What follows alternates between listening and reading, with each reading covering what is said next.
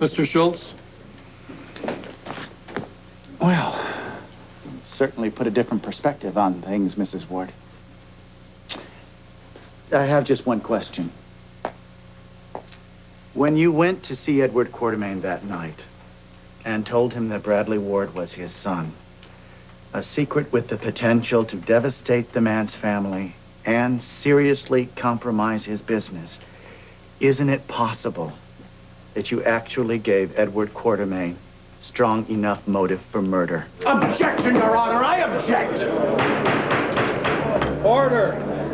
If I thought Edward Quartermain directly caused the death of my son, I would have sent him straight to hell myself.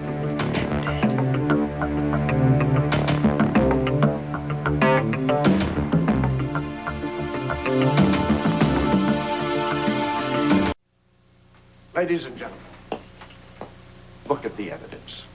Now, not simply the evidence the prosecution has tried to present against Edward Quartermain, all of which is circumstantial. The evidence pointing away from him. It turns out that another man actually confessed 20 years ago to the murder of Bradley Ward.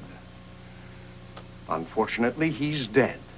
So we had to hear his confession secondhand from the woman to whom he'd made it at the time. But there's no question that Jack Boland could have done it. Let's consider the timetable. We know that shortly after midnight, Edward called his associates, Jack Boland, Lee Baldwin, and Frank Smith, to meet at Jack Boland's house, which they did at 1 o'clock that morning.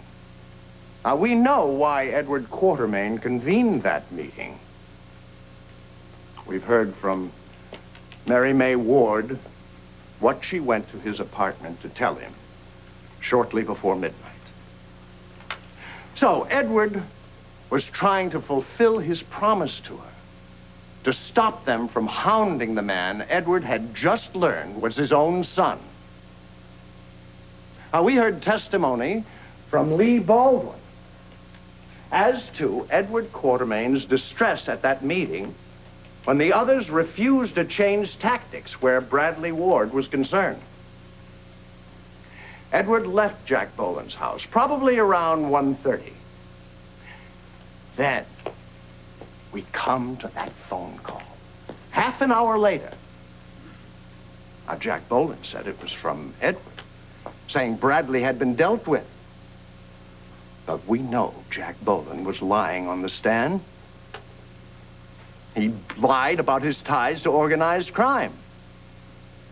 And we heard Mrs. Ward testify that Bradley was still alive at approximately that time that she heard him go downstairs and make a call to somebody. And Myrna Slaughter testified that Jack Boland told her Bradley had indeed called and asked to meet with Jack in the garden of the Ward house, where Jack Boland killed him with Edward's own gun, obtained for just such a contingency. But Jack Boland isn't on trial here today, is he?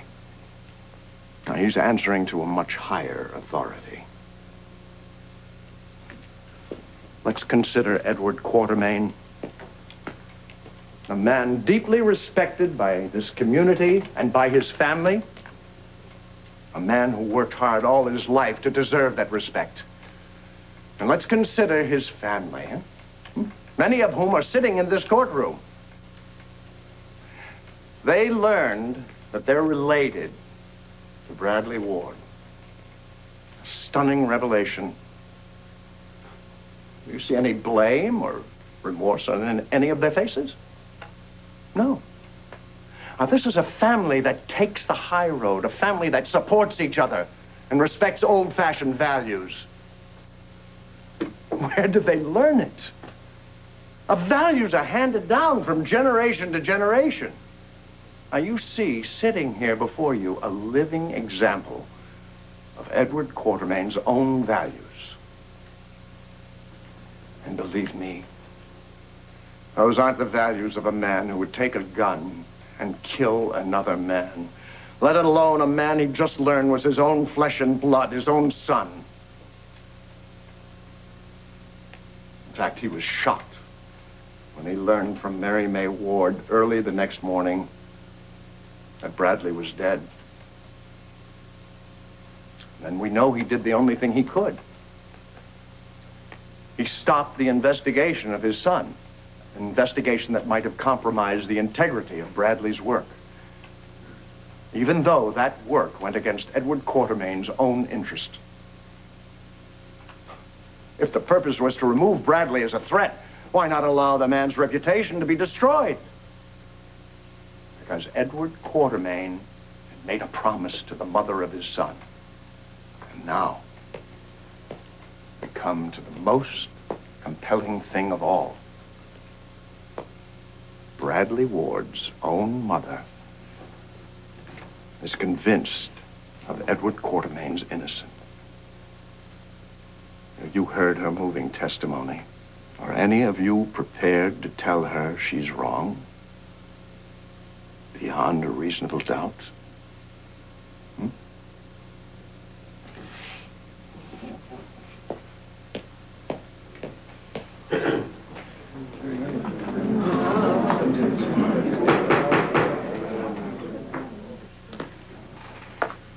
Ladies and gentlemen, the defense is clearly trying to confuse the issue with a great deal of circumstantial evidence. It's an age-old tactic, and I trust that this jury is too smart to be manipulated in that way. Now, whether or not Jack Boland equivocated about his business associations is irrelevant, except to say that if he was a man given to bending the truth, then his entire story to Myrna Slaughter could well be a total fabrication. The defense has made much of the fact that Bradley Ward may have been alive when Jack Boland received a phone call from Edward saying that the Ward problem was over. Perhaps Jack Boland misunderstood.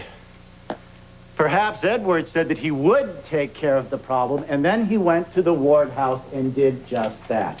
There certainly was a period of time during which Mary May Ward admits that she was asleep, where Edward could have gone to that house and had a showdown with Bradley Ward face to face.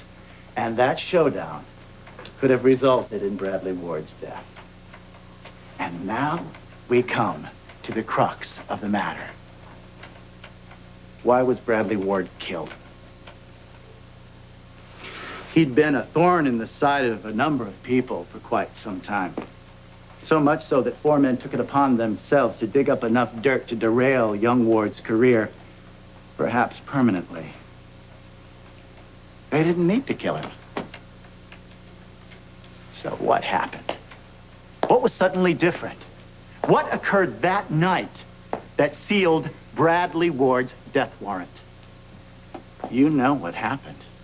You just heard Mary May Ward testify to it. She went to Edward Quartermain with proof that he had fathered his own worst political enemy by a black woman. This was 1974, remember. Now, the defense spoke really quite eloquently about the Quartermain family tradition. What do you think this would have done to that family's hallowed image? And there's something of greater significance to consider here. Mary May Ward, for all intents and purposes, tried to blackmail Edward Quartermain into removing the threat from their son. She said to him, "I will tell the world." After she left his apartment that night, what went through Edward's mind? One can imagine him pacing the floor, conjuring scenarios of repeated threats to reveal Bradley's parentage, to keep Edward in line. Years of potential blackmail stretching ahead. He couldn't be sure that Mary May Ward wouldn't tell her son the truth. And how might Bradley Ward use that information? It was an untenable position for a man used to controlling his own destiny.